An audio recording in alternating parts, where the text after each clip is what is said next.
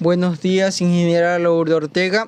Quien les habla, Freddy Tomalá, integrante del grupo D, en el cual también está conformado por Diego Pincay, Naslin Morrala, Natalie Tomalá, Ariana Merchán y María Polinario.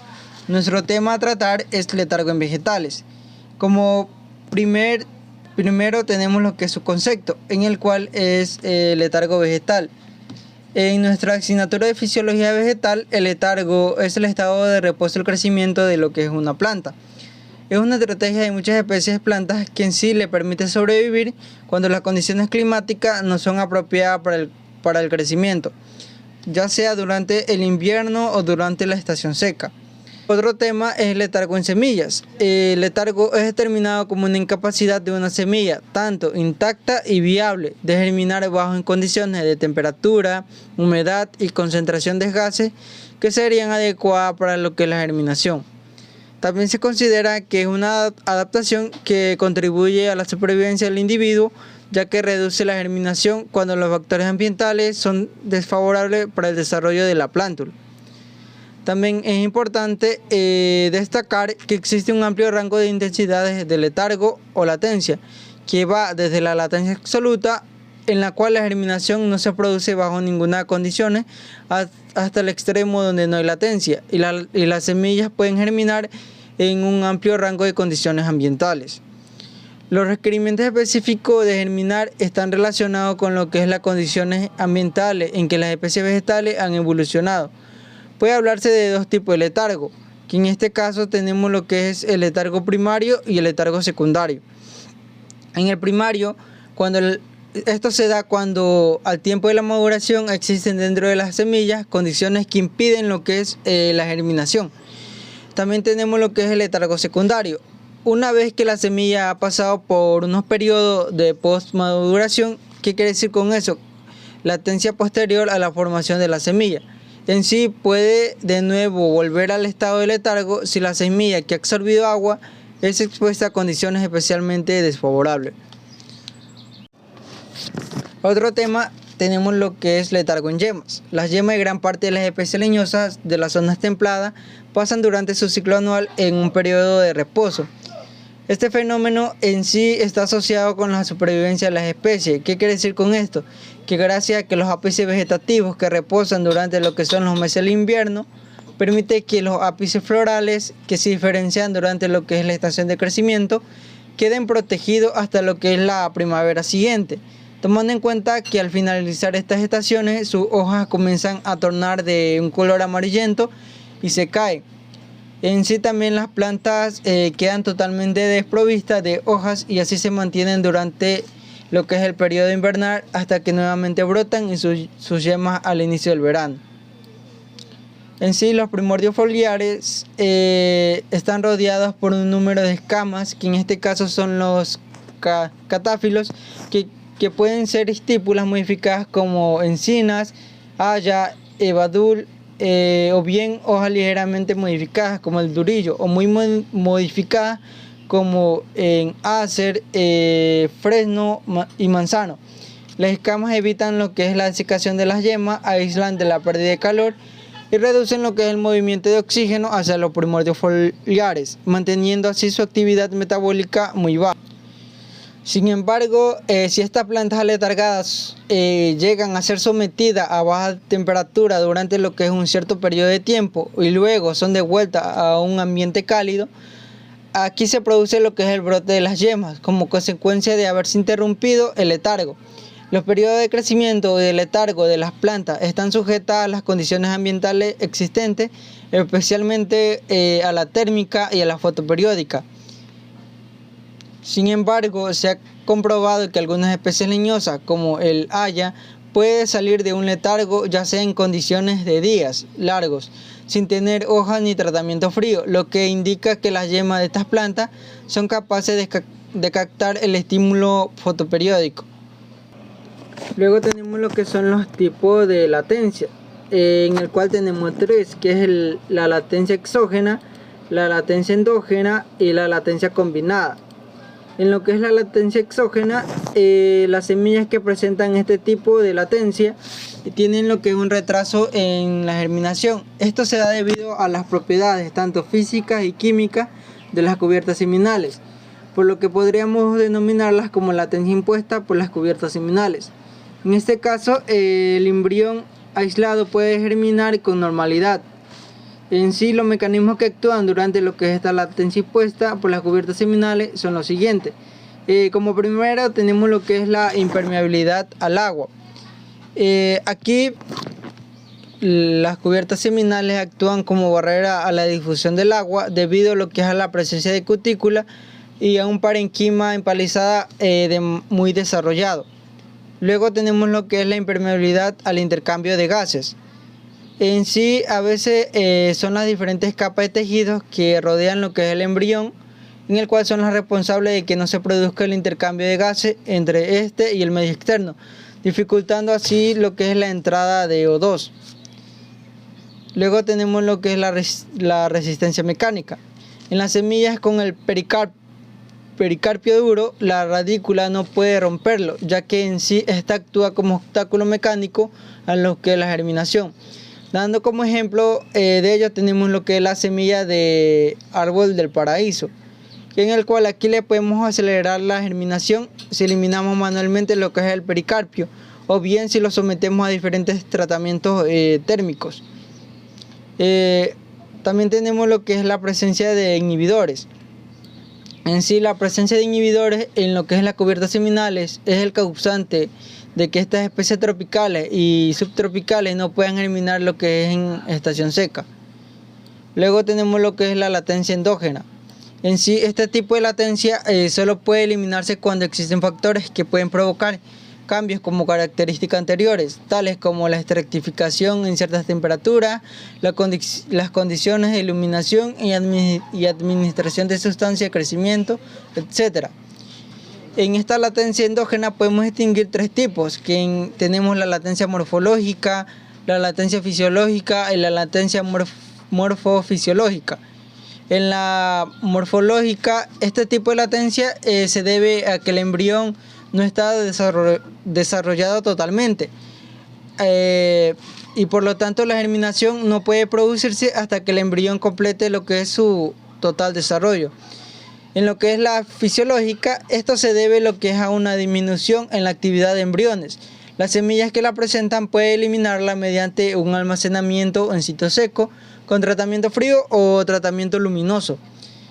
Y luego por último tenemos la latencia morfofisiológica. En sí, estas semillas germinan a temperaturas cálidas y es el hipocótilo al que presenta lo que es la dormición, pero solo renuevan lo que es el crecimiento cuando la plántula con un sistema radicular desarrollado es sometido a lo que es a un tratamiento frío. Por último tenemos lo que es la latencia combinada. Generalmente, en la mayoría de los casos, las semillas presentan una latencia combinada. ¿Qué quiere decir con esto? Que es la combinación de la latencia endógena y exógena, que son las que vimos anteriormente. Así, dando como ejemplo en la semilla de tilo, aquí la dormición fisiológica está asociada con una impermeabilidad al agua de las cubiertas seminales. En otros casos, hay una asociación entre endocarpo duro y latencia fisiológica. Otro tema, tenemos lo que son las causas del letargo, que dentro de ellas están los factores externos que afectan a la germinación.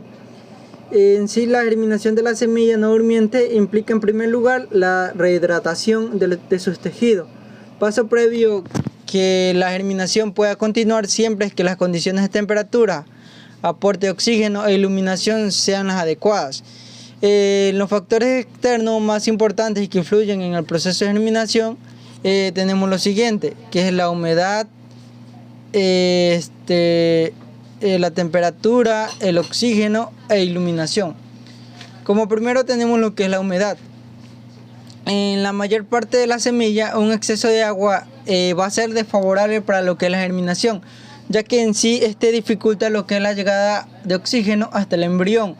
Hasta el momento en el que la radícula asoma al exterior, el agua llega al embrión a través de lo que son las paredes celulares de la cubierta seminal. La penetración del agua tiene lugar a favor de una gradiente de potencial hídrico, ya que los valores de los potenciales hídricos del suelo extremadamente bajos, como los que suelen presentar los suelos salinos. Puede llegar también a limitar e incluso impedir totalmente lo que es la entrada de agua al interior de la semilla. Luego tenemos lo que es la temperatura. En sí, la temperatura es un factor decisivo en el proceso de germinación. Su defecto que tiene es que se debe a su capacidad para influir sobre los enzimas que regulan lo que es la velocidad de las reacciones bioquímicas que ocurren en la semilla tras su rehidratación. En sí también la temperatura óptima e intermedia entre lo que es la mínima y la máxima puede definirse como lo que es la más adecuada para conseguir el mayor porcentaje de germinación en el menor tiempo posible. Luego tenemos lo que es el oxígeno. La aireación es necesaria para que una semilla germine, pues el embrión necesita disponer del oxígeno suficiente para poder obtener de la energía imprescindible para mantener sus actividades metabólicas. La mayor parte de las semillas germinan perfectamente en una atmósfera normal, con un 21% de oxígeno, en el cual, sin embargo, las semillas de especies que viven en medios acuáticos o encharcados donde el oxígeno es escaso, germinan mejor si las concentraciones de este gas es baja entre 5 y el 10%. Para que la germinación tenga lugar, el oxígeno disuelto en el agua de admisión debe poder llegar hasta el embrión. Luego tenemos lo que es la iluminación. Esta se suele clasificar en la semilla en tres grandes grupos que según son necesarias la luz para que germine lo que es la semilla. Como primero tenemos lo que es semilla con fotosensibilidad positiva, semilla con fotosensibilidad negativa y semillas no fotosensibles. Como primero tenemos lo que es la fotosensibilidad positiva, en el cual aquí la semilla que germina perfectamente son bajo condiciones de iluminación. Y lo que son la fotosensibilidad negativa, semillas que germinan perfectamente en oscuridad, siendo la luz desfavorable para lo que es la germinación. Por último tenemos lo que son las semillas no fotosensibles. En sí son semillas indiferentes a las condiciones de iluminación. Otro tema, tenemos lo que son los factores propios para las cubiertas seminales. En sí las semillas están especialmente adaptadas para la dispersión de especies. Por lo tanto, cualquier mecanismo que tienda a posponer, diferir o escalonar lo que es la germinación en el tiempo va a facilitar una máxima dispersión en el espacio. Luego tenemos dentro de ello la dormición impuesta por las cubiertas seminales. Los principales mecanismos por lo que son las cubiertas seminales imponen a la dormición en las semillas, en el cual tenemos lo siguiente. La interferencia con la absorción de agua, la interferencia con el intercambio gaseoso, la presencia de inhibidores en las cubiertas seminales y las restricciones mecánicas. En lo que es la interferencia con la absorción del agua, la presencia de las cubiertas impermeables en mayor o menor grado al agua es una de las causas más frecuentes de dormición de semillas. Solo cuando el transcurso del tiempo vaya cediendo de forma natural o progresiva las causas de la impermeabilidad, la semilla podrá estar en condiciones de germinar. La presencia de cubiertas seminales impermeables al agua es una de las características muy generalizada, ya sea en ciertos géneros, incluso en ciertas familias de las plantas, que en este caso son las familias leguminosas. Otro tema, tenemos lo que es la interferencia con el intercambio gaseoso. Las diferentes capas de tejidos que rodean lo que es el embrión pueden limitar el intercambio gaseoso de este con el exterior y dificultar así la entrada del oxígeno. Este hecho supone una interferencia en el proceso de respiración que puede llegar a dificultar e incluso impedir la germinación de la semilla. La existencia de un bajo coeficiente de difusión del oxígeno a través de la cubierta se debe generalmente o bien al consumo del oxígeno por los diferentes componentes orgánicos de la propia cubierta, que así se oxidan, reduciéndose de este modo la cantidad total de gas que pasa a su través, o a la presencia de una capa mucilaginosa sobre la cubierta seminal. Otro tema tenemos lo que es la presencia de inhibidores en las cubiertas seminales. Las hormonas vegetales van a jugar un papel muy importante en lo que es en la germinación de las semillas. Entre las hormonas promotoras de la germinación que destacan lo que es las giberelinas, mientras que entre las inhibidoras destacan lo que es el ácido absciso. Por otra parte, se conocen diversas sustancias que pueden inhibir la germinación de algunas semillas, como por ejemplo los compuestos fenólicos muy frecuentes en la cubierta de algunas semillas. Los inhibidores de la germinación pueden estar presentes en los tejidos internos de la semilla, además de en las cubiertas seminales, por lo que estas pueden impedir o al menos dificultar la salida de estas sustancias. Tenemos lo que son por último, las restricciones mecánicas. En muchos casos, las cubiertas seminales ejercen una verdadera restricción mecánica a la expansión de la radícula, en el cual la radícula no es capaz de romper lo que son las cubiertas y emerger al exterior. Este hecho es muy frecuente a semillas denominadas duras, como son las semillas de numerosas especies de leguminosas. Por último, tenemos lo que es la regulación hormonal. El estudio de la regulación hormonal en la semilla la podemos abordar desde los mismos puntos de vista que la de las yemas. ¿Qué queremos decir? Que mediante la aplicación exógena de hormonas y viendo los niveles endógenos de las mismas. Aplicación exógena de hormonas. En sí se ha comprobado que las giberelinas y las citoquininas y etileno eliminan el estado de latencia de muchas semillas. Las giberelinas promueven la germinación en semillas que requieren un almacenamiento ya sea en un sitio seco o tratamiento frío o luminoso.